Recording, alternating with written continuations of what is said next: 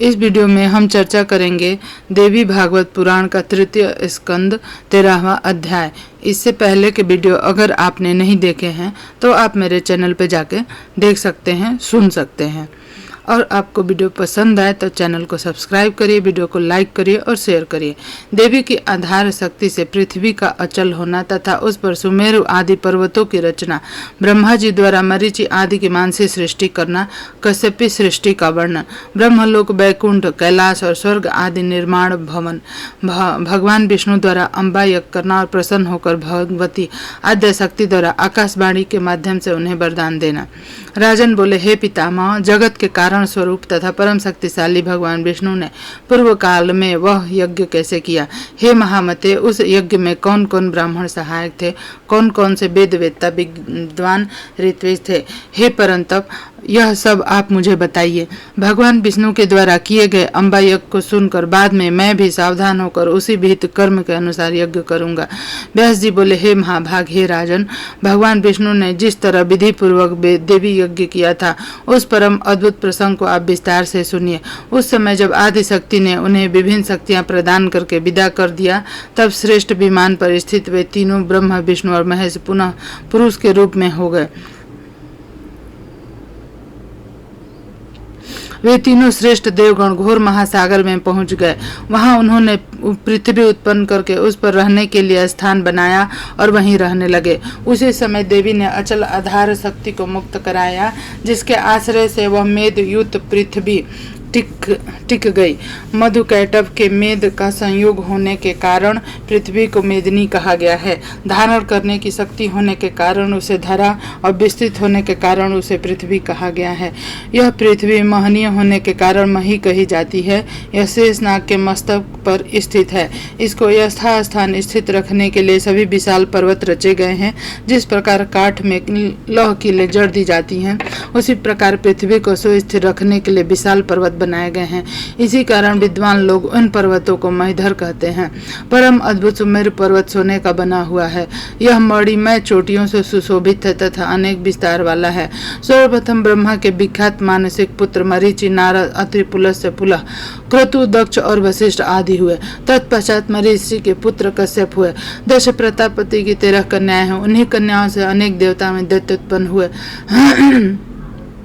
उसके बाद कश्यपी सृष्टि संसार में फैल गई। उस सृष्टि में मनुष्य, पशु, सर्प आदि योनि भेदों से अनेक जीव उत्पन्न हुए। ब्रह्मा के दाहिने आधे शरीर से स्वयंभू मन उत्पन्न हुए और बाएं भाग से स्त्री के रूप में शत्रुपा उत्पन्न हुए।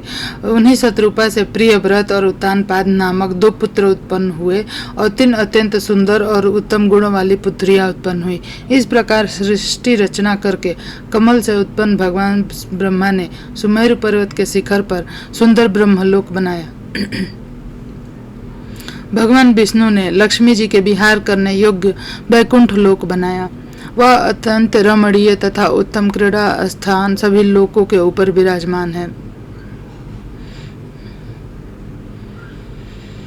शिव जी ने भी कैलाश नामक एक उत्तम स्थान बना लिया, जिसमें वे भूतगणों को साथ लेकर इच्छा अनुसार विहार करने लगे।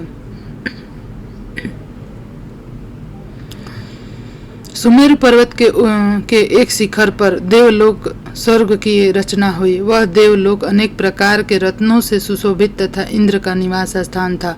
समुद्र मंथन से सर्वोत्तम वृक्ष पारिजात, 4 दांतों वाला ऐरावत हाथी, कामना पूर्ण करने वाली कामधेनु, उच्च श्रवा घोड़ा और रंभा आदि अनेक अप्सराएं निकली। इंद्र ने स्वर्ग लोक को सुशोभित करने वाले इन सबको अपने पास रख लिया। धन्वंतरी, वैद्य और चंद्रमा भी समुद्र से निकले। वे दोनों देव अपने गुणों से युक्त होकर स्वर्ग में रहते हुए शोभा पाने लगे। हे नृपश्रेष्ठ, इस तरह 3 प्रकार की सृष्टि हुई। देवता, पशु, पक्षी और मानव।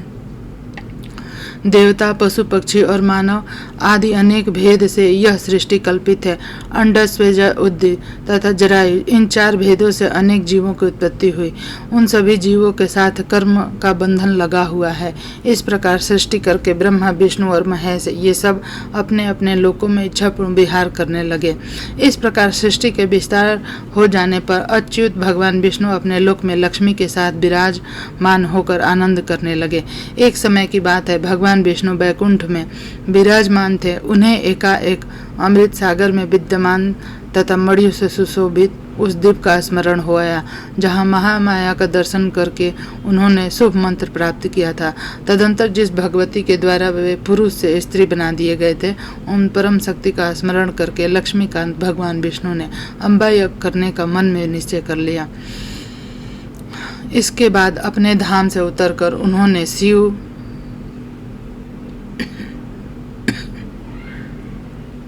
शिव, ब्रह्मा, वरुण, इंद्र, कुबेर, अग्नि, यम, वशिष्ठ, कश्यप, दक्ष, वामदेव और तथा बृहस्पति को आमंत्रित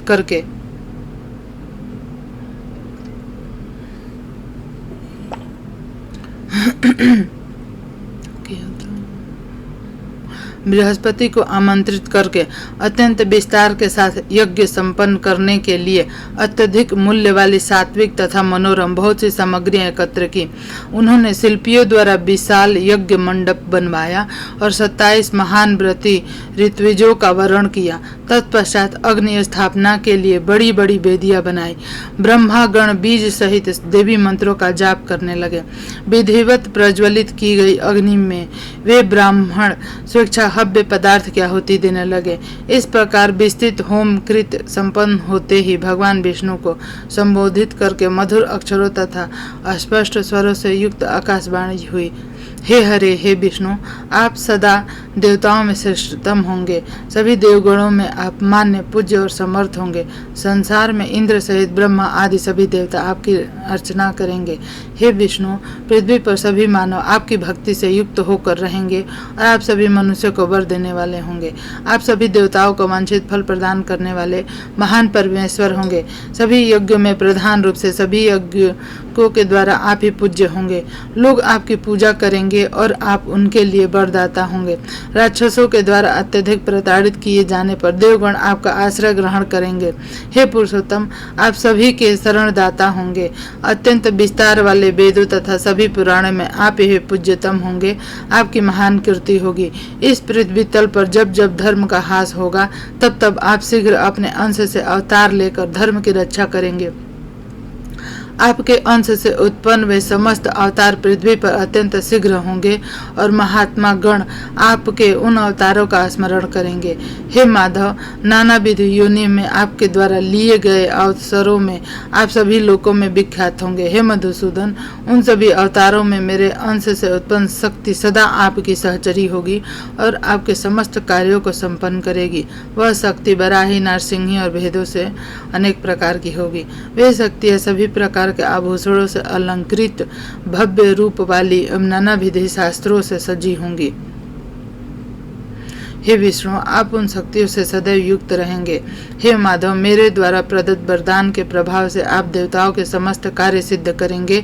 आप लेश मात्र भी अभिमान करके उन शक्तियों का कभी अपमान न कीजिएगा, अपितु हर प्रकार से प्रयत्न पूर्वक उन शक्तियों का पूजन तथा सम्मान कीजिएगा। समस्त कामनाओं को प्रदान करने वाली वे शक्तियाँ भारतवर्ष में मनुष्यों द्वारा विविध प्रतिमाओं में प्रतिष्ठित होकर पूजी जाएंगी।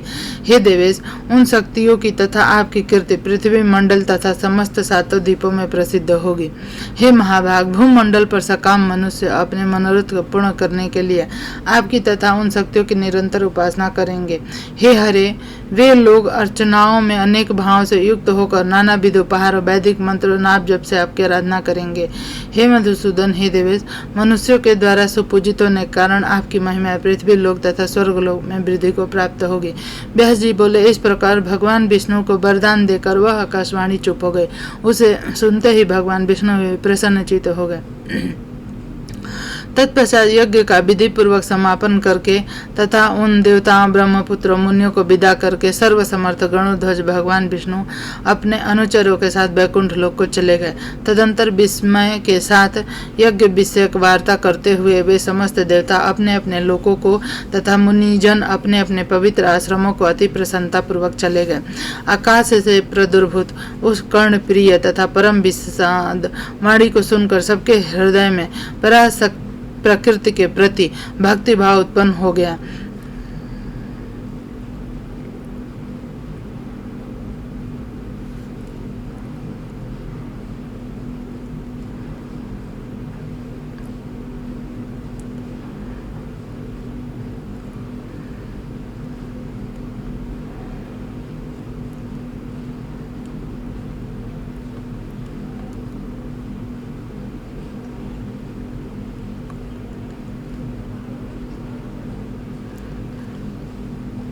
अतः वे सभी ब्राह्मण तथा मुनिजन भक्ति प्राण होकर उन भगवती का पूजन करने लगे जो वेद शास्त्रों में वर्णित है तथा संपूर्ण वांछित फलों को प्रदान करने वाला है।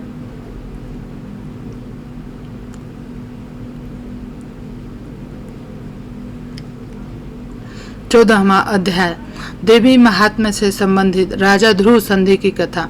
ध्रुव संधि की मृत्यु के बाद राजा युद्धजीत और वीरसेन का अपने अपने दैहिकों के पक्ष में विवाद। जन्मेजय बोले, हे द्विज,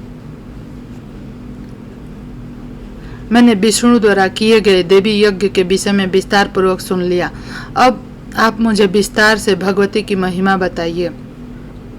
हे विपेंद्र, देवी का चरित्र सुनकर मैं भी वह उत्कृष्ट देवी यज्ञ करूंगा और इस प्रकार आपकी कृपा से पवित्र हो जाऊंगा। हे राजन, सुनिए, अब मैं भगवती के उत्तम चरित्र का वर्णन करूंगा।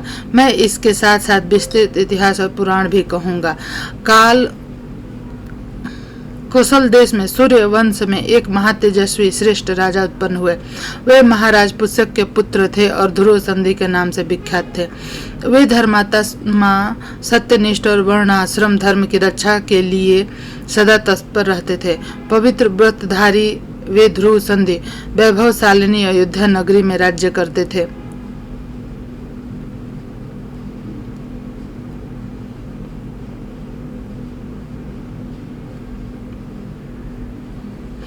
उनके राज्य में ब्राह्मण, क्षत्रिय, वैश्य, शूद्र, द्विजगण अन्य सभी अपनी अपनी जीविका में तत्पर रहकर धर्म पूर्वक आचरण करते थे।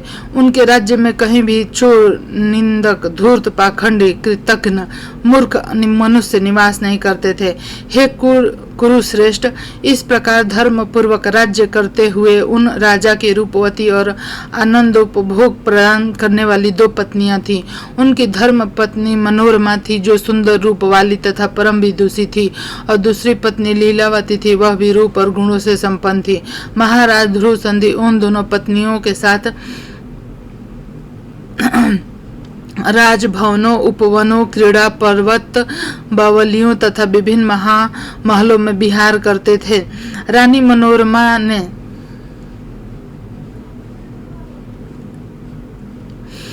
मनोरमा ने शुभ बेला में राज लक्षणों से संपन्न एक सुंदर पुत्र उत्पन्न किया। उसका नाम सुदर्शन पड़ा। उनकी दूसरी पत्नी लीलावती ने भी 1 माह के भीतर शुभ पक्ष तथा शुभ दिन में एक सुंदर पुत्र को जन्म दिया। महाराज ध्रुव संधि उन दोनों बालकों का जात कर्म आदि संस्कार किया और पुत्र जन्म से प्रमोदित उल्लासित होकर उन्हें ब्राह्मणों को नानाविध दान दिए। हे राजन, महाराज ध्रुव संधि उन दोनों पुत्रों पर सम्मान प्रीति रखते थे। वे दोनों के प्रति अपने प्रेम भाव में कभी भी अंतर नहीं आने देते थे। परम तपस्वी उन राजेंद्र ने अपने वैभव के ऊपर बड़े हर्ष उल्लास के साथ विधि पूर्वक उन दोनों का चूड़ामणि संस्कार किया। चूड़ा कर्म संस्कार को जानने पर उन दोनों बालकों ने राजा के मन को मोह कर लिया। वे दोनों कांतिमान बालक खेलते समय सभी लोगों को मुग्ध कर लेते थे। उन दोनों में सुदर्शन ज्येष्ठ था। लीलावती का शत्रुजीत नामक पुत्र अत्यंत सुंदर तथा मृदुभाषी था। उसके मधुर भाषी तथा अत्यंत सुंदर होने के कारण राजा उससे अधिक प्रेम करने लगे और उसी तरह से वह प्रजाजनों, मंत्रियों का भी प्रिय पात्र बन गया। शत्रुजीत के गुणों के कारण राजा का जैसा प्रेम उस पर हो गया, वैसा प्रेम सुदर्शन के प्रति नहीं था। वे सुदर्शन के प्रति मंद भाग्य होने के कारण कम अनुराग रखने लगे। इस प्रकार कुछ समय बीतने पर आखेट के प्रति उसके मधुर भाषी तथा अत्यंत सुंदर होने के कारण राजा उससे अधिक प्रेम करने लगे और उसी तरह से वह प्रजाजनों तथा मंत्रियों का भी प्रिय पात्र बन गया। शत्रुजीत के गुणों के कारण राजा का जैसा प्रेम उस पर हो गया, वैसा प्रेम सुदर्शन के प्रति नहीं था। वे सुदर्शन के प्रति मंद भाग्य होने के कारण कम अनुराग रखने लगे। इस प्रकार कुछ समय बीतने पर आखेट के प्रति सदा तत्पर रहने वाले नृपश्रेष्ठ ध्रुव संधि आखेट के लिए वन में गए। वे राजा ध्रुव संधि वन में रूरू, मृगो, बनैलेश्वरों, गायों, खरगोश, भैंसों, सरभों और गंड को मारते हुए खेट करने लगे। जब महाराज उस गहन तथा भयंकर वन में शिकार खेल रहे थे, उसी समय महान रोष में भरा हुआ एक सिंह झाड़ी से निकला। पहले तो राजा ने उसे बाणों से आहत कर दिया, तब अत्यंत कोपविष्ट वह सिंह उन्हें अपने सामने देखकर मेघ के समान गरजने लगा।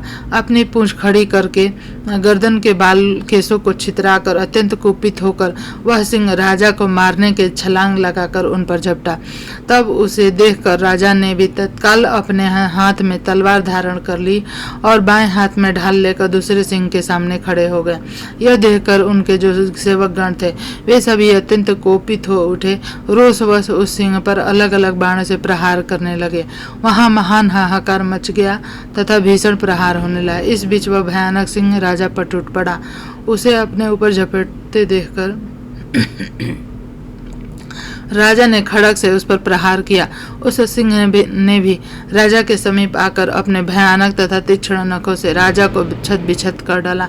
नखों के प्रहार से आहत होकर राजा गिर पड़े और उनकी मृत्यु हो गई। इससे सभी सैनिक और भी क्रोधित हो उठे। तब वे बाणों से सिंह पर भीषण प्रहार करने लगे। इस प्रकार राजा ध्रुवसंधि तथा वह सिंह दोनों मर गए।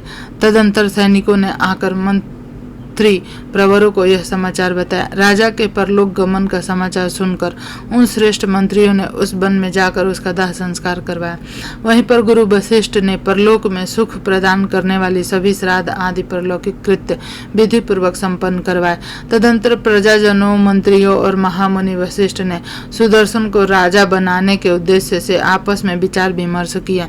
श्रेष्ठ मंत्रियों ने कहा कि सुदर्शन महाराज की धर्म पत्नी मनोरमा के पुत्र हैं, शांत स्वभाव वाले पुरुष तथा सभी लक्षणों से संपन्न है, अतः हे राजा सिंहासन के योग्य हैं।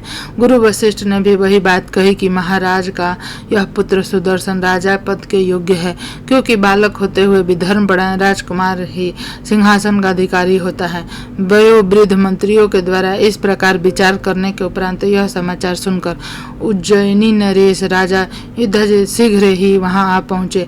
लीलावती के पिता युद्धजीत अपने दामाद की मृत्यु के विषय में सुनकर अपने दैहित्र के हितकारी कामना से उस समय शीघ्रता पूर्वक वहां आए। उसी समय सुदर्शन के हित साधन के उद्देश्य से मनोरमा के पिता कलिंगाधिपति महाराज वीरसेन भी वहां आ गए। सेनाओं से संपन्न तथा एक दूसरे से भयभीत हुए दोनों राजा राज्य के अधिकार की निर्णय करने के लिए प्रधान आत्माओं के साथ मंत्रणा करने लगे। युद्धजीत ने जैसे ही इन दोनों राजकुमारों में ज्येष्ठ कौन है, ज्येष्ठ की राज्य प्राप्त करता है, कनिष्ठ कदापि नहीं, उसी समय वीरसेन ने भी कहा, हे राजन, मैंने शास्त्र वेदों से ऐसा सुना है कि धर्म पत्नी का पुत्र ही राज्य का अधिकारी माना जाता है। युद्धजीत ने पुनः कहा कि यह शत्रुजित गुणों के कारण श्रेष्ठ है। यह सुदर्शन राजोचित चिन्हों से युक्त होते हुए भी वैसा नहीं है। अपने अपने स्वार्थ के वशीभूत उन दोनों राजाओं में वहां विवाद होने लगा। अब उस महासंकट की परिस्थिति में उनके संदेह का समाधान करने में कौन समर्थ हो सकता था। युद्धजीत ने मंत्रियों से कहा कि आप लोग अवश्य ही धर्म स्वार्थपरायण हो गए हैं और सुदर्शन को राजा बनाकर धन का स्वयं भोग करना चाहते हैं। मैंने आप लोगों का विचार तो आप सबकी भाव भंगिमा से पहले जान लिया था।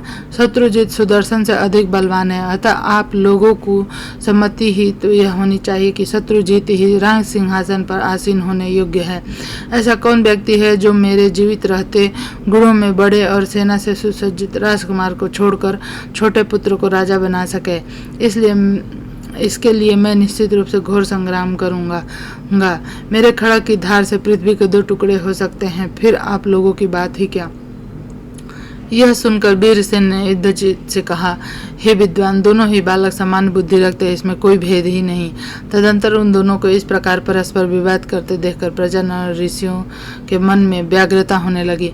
तब एक दूसरे को क्लेश पहुंचाने के लिए उद्यत तथा युद्ध की इच्छा वाले दोनों पक्षों के सामंत सावधान होकर अपनी अपनी सेनाओं के साथ वहां पहुंचे।